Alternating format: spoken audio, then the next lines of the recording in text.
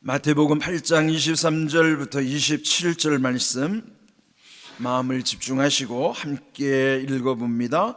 배에 오르심에 제자들이 따랐더니 바다에 큰 놀이 일어나 배가 물결에 덮이게 되었나니 예수께서는 주무시는지라. 그 제자들이 나와 깨우며 이르되 주여 구원하소서, 우리가 죽겠나이다. 예수께서 이르시되 어찌하여 무서워하느냐, 믿음이 작은 자들아 하시고 곧 일어나 바람과 바다를 꾸짖으시니 아주 잔잔하게 되거늘 그 사람들이 놀랍게 여겨 이르되 이가 어떠한 사람이기에 바람과 바다도 순종하는가 하더라. 아멘. 새로운 달 첫날 첫 시간을 말씀으로 순종하여 또 여러분 자신이 하나님 앞에 표적이 되는 것, 그렇다면 하나님도 우리에게 또 하나님의 표적을 나타내 주실 것입니다. 오늘도 원근 각처에서 또 이렇게 하나님 앞에 마음을 드리고 또 온전한 예배 가운데 은혜를 사모하는 여러분 모두에게 또 2월에 예비하신 하나님의 놀라우신 은혜가 충만케 되기를 주님의 이름으로 축복합니다. 아멘. 우리의 시간은 쏜살과 같다 그러죠. 그 쏜살은 관역을 향해서 쉬지 않고 계속 가는 겁니다. 인생의 쏜살은 어디에서 멈출까요? 천국에서 멈추는 거예요. 그러니까 우리 관역이 천국이 되면 복 있는 사람이고, 인생의 관역이 지옥으로 그 관역이 지옥으로 가면은요, 그 사람은 망하는 거예요. 지금 우리가 계속 내 쏜살이 천국을 가고 있는가? 그런데 여러분, 시간이 얼마나 빨리 지납니까? 1월 한 달이 금세 지나갔어요. 2월은 짧습니다. 더 빨리 지나갈 거예요. 그리고 여러분이 그 체감하는 시간이 다르잖아요. 어디를 갈 때와 올 때 보면 갈 때는 오래 걸리는 것 같은데 올 때는 짧게 느껴지는 것이죠. 또 입구를 지나면 출구에서 보면 입구에서는 오래 걸릴 것 같은데 출구를 빠져나가고 나면 금방 지나가는 거예요. 이 시간이라는 것은 우리가 죽고 나면 이 세상을 살았는가 안 살았는가 싶고 꿈을 꾸는 것 같이 지나가는 게 인생입니다. 그래서 우리는 이렇게 지금 은혜의 때에 우리에게 하나님께서 주신 이 소중한 기회를 허비하면 안 될 것이고요, 또 2월 한 달 동안에도 하나님이 예비하신 은혜가 있음을 기억하시고 여러분이 표적 되셨으니 하나님도 2월에 또 다른 표적을 우리에게 보여주실 줄로 믿고 또 오늘 주신 말씀 잘 새길 수 있기를 바랍니다. 제가 오늘 이 유튜브에 참여하신 분들도 보니까요, 이미 이 시대가 글로벌 시대라는 게 느껴져요. 말씀드린 것처럼 지금 국제적으로는 뉴질랜드, 미국, 태국에서, 또 국내에서는 저 울산으로부터 전주, 나주, 익산에 이르기까지.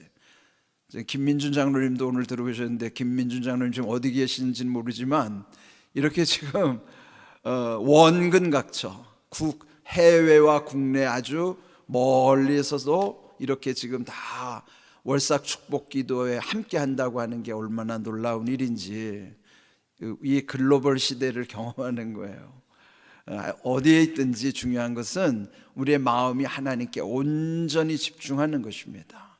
이런 귀한 은혜 가운데서 또 오늘 주신 말씀을 잘 생각하시기를 바랍니다. 오늘 말씀은 예수님의 주 사역지인 갈릴리 바다라고도 하지만 민물이 하도 커서 바다라고 표현하는 거예요. 근데 거기는 이따금 풍랑이 일어나서 그 풍랑으로 인해 배가 뒤집히기도 하고 또 그런 위험을 겪기도 하는 것이죠. 그런데 오늘 본문에 보면은 예수님과 제자들이 그 밤중에 그 갈릴리 바다 한 가운데 있는 것입니다. 그런데 갑자기 풍랑이 일어서 배가 막 뒤집힐 지경에 이르는 것이죠. 근데 제자들이 혼비백산, 혼비백산이라는 게 뭔지 아세요? 혼이 막 날아다니고 이 몸의 육체가 막 흩어지는 것처럼 혼비백산한 상황이었지만은 그와 반대로 예수님은 아주 곤히 주무시고 계시는 거예요. 예수님도 육신의 몸을 입으셨기 때문에 하루 중에 사역이 고단하셔서 깊이 잠에 골아떨어지셨겠지만, 그 상황을 보면 제자들은 그 갈릴리가 익숙한 곳이잖아요. 더군다나 베드로는 그 어부기 때문에 그 바다의 상황에 너무 익숙하단 말이에요. 그런데도 여기 오늘 말씀에 보면 그 풍랑이 일어날 때 두려워한 것입니다. 그래서 결국 견디다 못하여 주무시는 예수님을 깨운 것입니다. 여기 25절 보면은 제자들이 예수님께 와서 깨우며 이르되 주여 구원하소서 우리가 죽겠나이다. 견디다 못해 예수님을 깨울 수밖에 없는 상황인 것이죠. 근데 여기에서 이런 너무나 다른 모습, 어떻게 똑같은 곳에서 똑같은 어려움을 겪는데 예수님은 평안하고 고이 잠을 주무시고 계시고, 어찌하여 제자들은 이렇게 두려워하고 무서워할 수밖에 없는 것인가? 그러면서 결국 예수님이 그 바람과 바다를 꾸짖으셨더니 잔잔했더라 그랬습니다. 그때 그들이 놀라서 다 같이 말하기를 이가 어떤 사람이기에 그랬거든요. 그런데 이 세번역 성경에 보면은 오늘 제목처럼 이분이 누구이기에, 그렇다면 여기 예수님께 초점을 맞춰야 되는 거예요. 성경은 결국 예수님께 집중하게 하는 것입니다. 그래서 오늘 제목도 결론은 예수님께 집중해야 돼요. 도대체 우리가 믿는 예수님은 어떤 분이신가? 그 예수님이 어떤 분이고 그 예수님이 나와 어떤 관계인가가 믿어지면 오늘 같은 기적이 우리의 삶이 되는 줄로 믿습니다. 오늘 우리 인생의 바다도 흔히 말해서 고통의 바다라고 하여 고해라고 비유적으로 일컫잖아요. 여전히 오늘 우리 인생은 또 갈릴리 바다에 풍랑이 일어난 것처럼 내 인생의 바다에도 이런 뜻하지 않는 풍랑이 일어날 수가 있는 것이죠. 그러나 여기 보면 예수님이 함께 하는 곳에도 이런 풍랑이 있다는 것을 먼저 인정해야 돼요. 우리가 주님을 믿으면 이들이 예수님과 함께 하는 곳에 고난이 없는 게 아니라 예수님이 함께 하시든지 안 하시든지, 즉 주님을 믿는 우리들이나 믿지 않는 세상 사람들이나 똑같이 풍랑은 일어날 수밖에 없어요. 그렇지만은 그 풍랑을 만났을 때에 예수님이 어떻게 하셨는가, 또 어떻게 지금 말씀하고 계시는가, 이게 중요하죠. 그런데 이들이 두려워할 때 26절에 예수님 말씀하신 말씀이 나와요. 어찌하여 무서워하느냐 믿음이 작은 자들아. 문제는 뭐예요? 믿음이 작은 게 문제예요. 그러면 믿음이 작으면 두려워할 수밖에 없는 것이죠. 우리의 인생에 두려워하는 현실에서 그걸 이길 수 있는 것이 결국 뭐예요? 믿음이라는 거예요.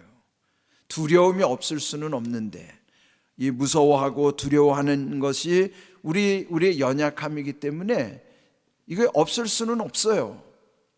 그러나 그것을 이기게 하는 것이 뭘까요? 그게 믿음이란 말이죠. 믿음은 예수님의 능력을 믿는 것이지 내 능력 아니죠. 나는 연약할지라도 믿음으로 예수님을 의지하고 예수님을 믿을 때 그 믿음의 능력 가운데서 이런 모든 고난을 이기게 하시고 담대하게 하시는 것이에요. 오늘 이 주신 말씀이 올 한 해 우리 인생의 바다에 또 이런 바람과 풍랑이 일어날 수 있습니다. 그럴 때 당황하지 마시고 예수님을 의지하셔야 돼요. 그리고 예수님의 믿음 가운데서 주님이 함께 하시면 이 모든 것, 여기서 그들이 고백한 대로 예수님 누구십니까? 바람과 바다도 순종하는 분이에요. 그러면 우리의 상황이 대개 보면 바람과 풍랑이 일어나는 것은 우리가 아는 거로는 자연스러운 현상이라고 생각할 수도 있어요. 그럼 자연스러운 현상 속에서도 그 자연의 현상까지도 예수님께 복종한다 그러면 우리는 그 모든 것을 다 능히 이기시는 예수님을 의지하면서 살아야 되는 거예요. 그러면 오늘 우리에게 이 나의 믿음 없음을 주님께 고백하면서 또 믿음이 작은 자들아 말씀하신 것처럼 믿음이 작을 때 나타나는 이 두려움에 억압당하는 현실, 무서움이나 이런 두려움이 우리 가운데 있다 하더라도 이것을 이길 수 있는 건 나의 능력이 아니잖아요. 이걸 이길 수 있는 능력은 예수님의 능력을 의지하는 것밖에 없습니다. 그러므로 오늘 2월 첫날 이 월삭 축복 새벽 기도를 통해서 이제 앞으로도 11달이 남았어요. 이 11달 시간을 또 뜻하지 않게, 원하지 않게 이런 일들이 일어날 수도 있지만은 그때 이 모습을 우리가 기억해야 되는 거예요. 어떤 사건에 대해서 기억하게 하는 거예요. 이 기억을 통해서 우리도 이런 현실에 놓일 때는 나의 무능함보다도 전능하신 주님을 의지할 때, 그러면 그 주님의 능력 가운데서 이 모든 것을 감당할 수 있는 지혜도 주시고 능력도 주시는 거예요. 어제도 우리 어떤 권사님과 대화하면서 여러분이 그 기도하다 보면은 하나님께서 지혜를 주시는 게 있어요. 근데 뭔가 하면 지금 이제 어떤 문제를 놓고 기도하시는 분들, 특별히 어떤 질병의 문제라든지, 그러면 그 문제의 원인이 내가 몸에 약하기 때문에 오는 병도 있지만은 대개는 이 영적으로 눌려서 오는 병들이 있어요. 근데 대화하다 보면은 그런 것도 이렇게 대화 속에 묻어 나오거든요. 그러면 어릴 적에 받았던 충격과 상처, 나도 모르게 내 속에 잠복해 있고 잠재되어 있던 그런 것들로 인하여 내 영적인 그 문제로 내 지금 어떤 병이 호전되지 않고 또 치료가 늦어지기도 하지만 치료가 안 되기도 하고, 근데 이런 문제는요, 영적인 문제는 마음이 벌써 거리끼는 게 있어요. 그러니까 여러분 치료는 치료대로 받더라도 영적으로 기도할 때 마음에 불안함이 있다면 그 거리끼는 문제 해결하셔야 돼요. 그래야 치료도 빠르고요, 온전히 치료되는 거예요. 그래서 우리가 여러분 기도할 때 중요한 것은 먼저 내 마음 속에서, 여기 지금 바다에서 풍랑이 일었지만 사실은 내 마음의 풍랑이 더 많습니다.